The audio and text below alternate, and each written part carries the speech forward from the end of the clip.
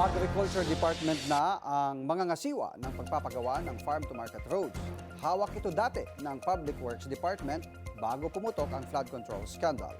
Ang detalye sa Politico Update ni Ivy Reyes. Nasa 10 bilyong piso ang itinaas ng pondo para sa construction ng Farm-to-Market Roads o FMR ayon sa Department of Agriculture. Na siya nang mangangasiwa sa mga proyektong ito kasunod ng pagputok ng anomalya sa flood control projects noong nakaraang taon. Ang 33 billion pesos na pondo, tiniyak ng DA na hindi mapupunta sa korupsyon. Umalma kasi ang ilang grupo gaya ng People's Budget Coalition sa umano'y pare-parehong costing ng FMR projects.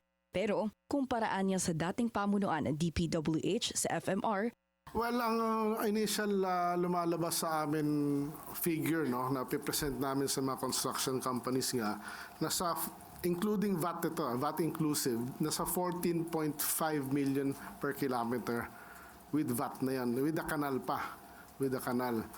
Ang dating costing ng DPWH na previous dividend, hindi yung ngayon, of course, was 18 million. bukas daw ang DA na makipagtulungan sa civil society groups para ma-monitor ang presyo ng mga proyekto at siguruhin kita ng publiko ang bawat sentimong paglalaanan ng pondo. Matatanda ang inilipat sa DA ang otoridad na magpatayo ng mga FMR sa gitna ng investigasyon sa flood control projects. At ngayong taon, nasa 2,200 kilometers o higit 1,600 sub-projects ang nakatakdang tapusin ng DA.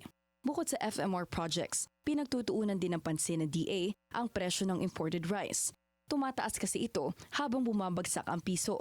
Kahapon, January 7, bumagsak ito sa new record low na 59.35 pesos kontra dolyar.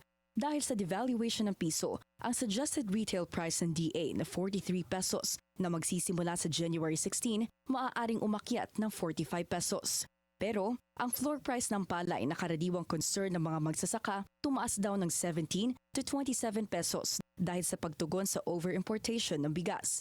Kung babalikan naman ang 297.1 billion peso budget ng DA na top 6 agency na may pinakamalaking pondo ngayong taon, maayos daw ang kapakanan ng mga magsasaka dahil nasa 30 billion pesos ang Rice Competitiveness Enhancement Fund o ang pinagkukunan ng pondo for farmers' assistance.